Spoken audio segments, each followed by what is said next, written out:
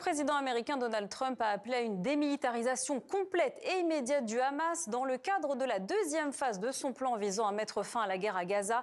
Malgré le cessez-le-feu en vigueur entre Israël et le Hamas depuis le 10 octobre, les frappes israéliennes continuent dans l'enclave palestinienne.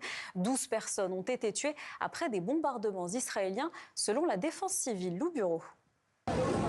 Devant l'hôpital El Nasser de Khan Younes, les familles découvrent les corps sans vie de leurs proches.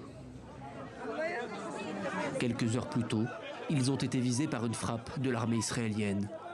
L'état-major affirme qu'il s'agissait de terroristes armés, sans en apporter les preuves. Pour les Gazaouis, c'est surtout un rappel de plus que le cessez-le-feu en vigueur reste plus fragile que jamais. Israël ne respecte ni le cessez-le-feu ni les trêves. On a vécu plusieurs mois sous une trêve et pourtant, ils nous ont attaqués. Leur méthode, c'est de dire une chose et d'en faire une autre. Ils ne connaissent ni la trêve ni la paix. Et ils ont visé des civils dans la rue. Dans la même matinée, une autre frappe a fait 5 morts dans le nord de la bande de Gaza. Selon la défense civile palestinienne, elle aurait touché une tente abritant des déplacés à Jabalia.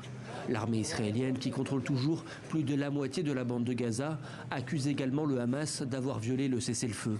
Le ministère de la Santé de Gaza a déclaré que plus de 600 Palestiniens avaient été tués par des tirs israéliens depuis le début de l'accord sur Gaza.